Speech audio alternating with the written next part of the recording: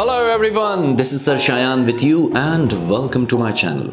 Our today's topic is law of supply and the lecture is going to be in English language.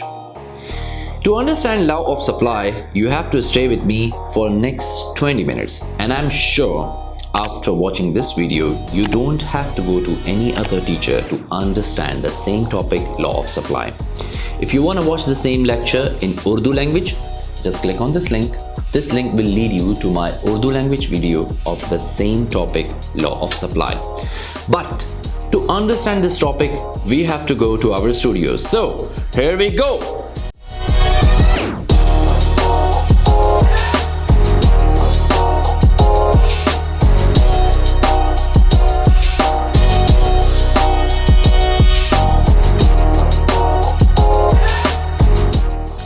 Welcome back, and today's topic is law of supply.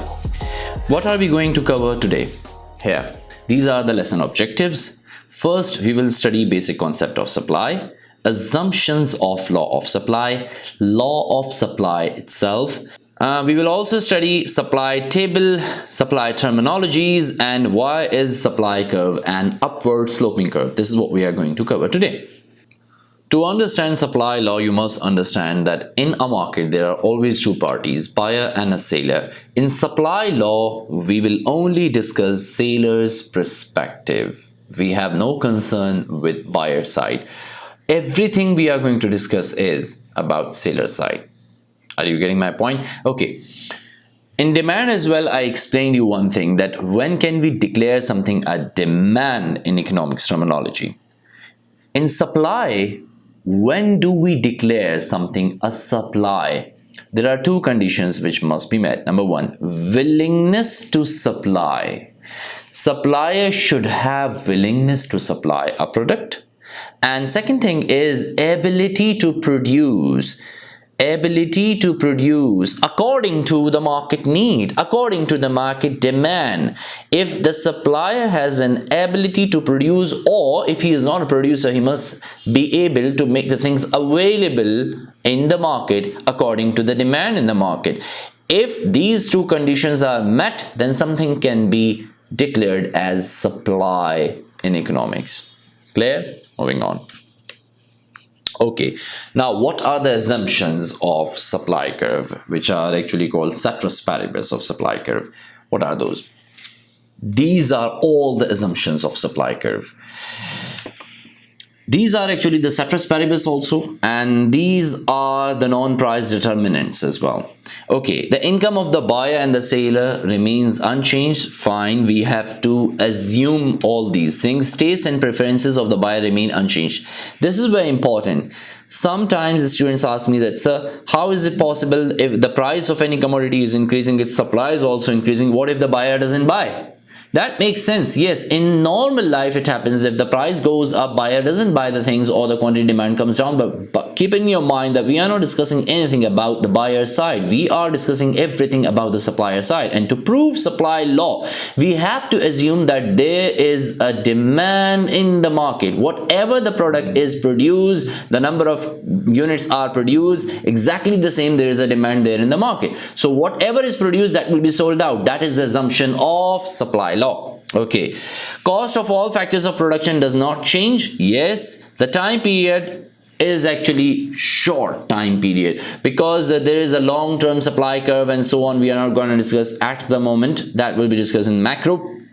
But this supply law is actually only for a short time period. Technology remains unchanged. There is no change in the technology. Producer is rational.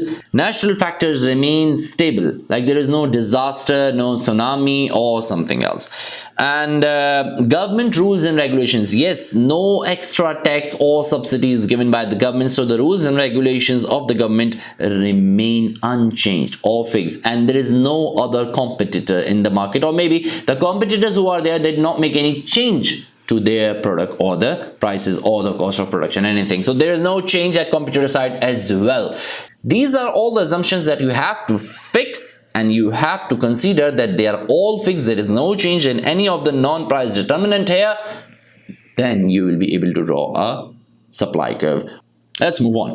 Now, this is very interesting. When you see that price is going up, quantity supplied is also going up, price is coming down, and quantity supplied is also coming down. And it's a very nice graph.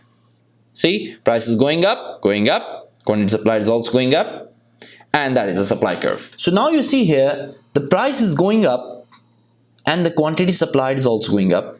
If the price is coming down, then the quantity supplied is also coming down. Why is it so? The graph is upward because in the both directions, if the price is going up, quantity supplied is also going up. If the price is moving away from origin, then quantity supplied is also moving away from origin. Okay, is it clear? So now we will move on the definition of supply law. Alright, here is the definition. What the definition is about. Read the definition carefully. There is a positive relationship in supply law. There is always a positive relationship between quantity of a good or service supplied over a particular time period and its price. Ceteris paribus, all other variables remain constant. You must have to write down this statement, ceteris paribus, or all other variables remain constant. You must write this down. If you don't write it, then your supply law is wrong, totally wrong. That is not considered as a right supply law. So now, what are they discussing about supply law? They are discussing that there is a positive relationship. Positive relationship means price and quantity supply both move in same direction. If the price is moving away from the origin, then the quantity supply will also move away from the origin, and vice versa. Second definition is quite easier. As the price of goods and services increases, the quantity of the good or services supplied also increases. As the price falls, the quantity supplied also falls. Ceteris paribus. The third definition is even easier. Whenever the price of any commodity increases, its quantity supplied also increases, and the decrease in price will result decrease in quantity supplied. Ceteris paribus. Are you getting my point? Is this clear? There is a positive relationship between the price and quantity supplied. If the price goes up, quantity supplied also goes up. If the price comes down, quantity supplied also comes down.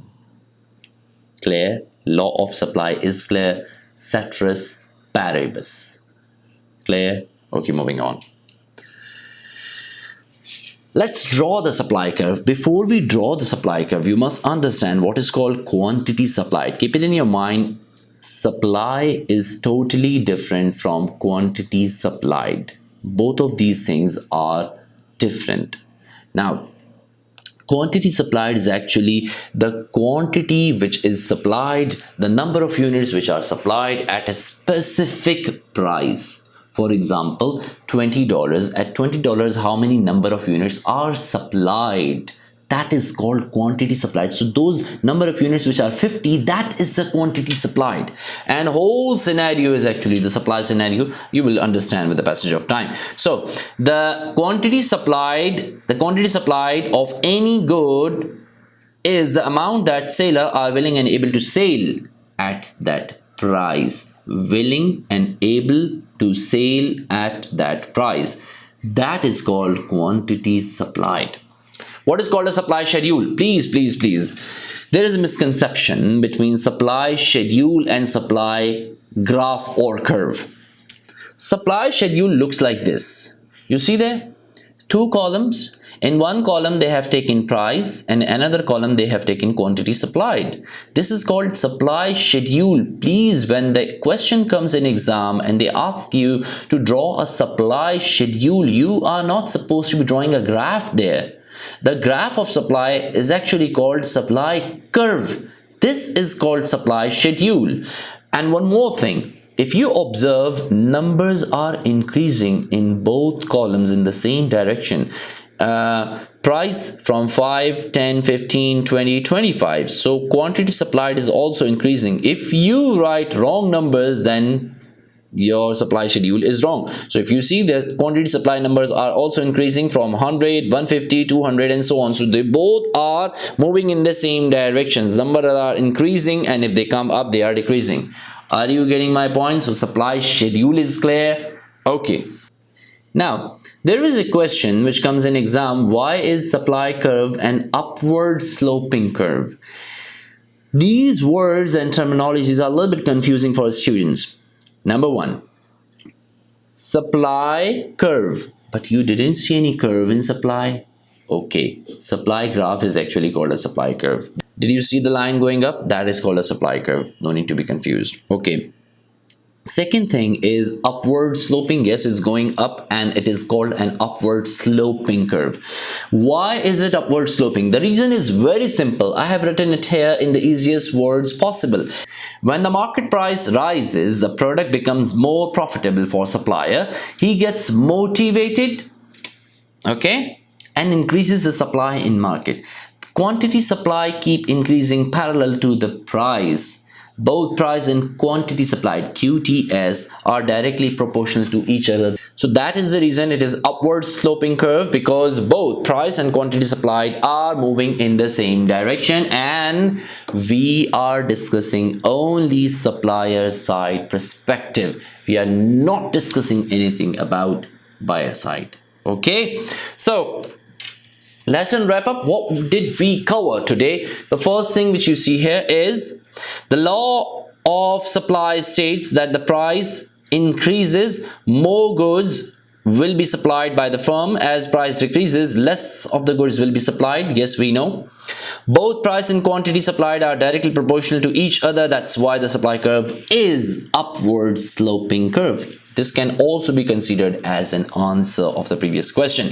Now, S stands for supply curve. Keep it in your mind. Whole graph which we drew for supply curve, that is not called S. Only the line which is going up, that is called S, and that is called a supply curve. Okay. P stands for price here. QTS stands for quantity supplied. Movable determinants are price and quantity supplied. Ceteris paribus means all other variables remain constant. This was law of supply. I hope you have understood today's topic, law of supply. But there is a lot more to study in supply and in economics. So please stay with me. If you haven't subscribed to my channel yet, please do so. And if you have already subscribed, please refer my channel to others so that they can also benefit from these lectures.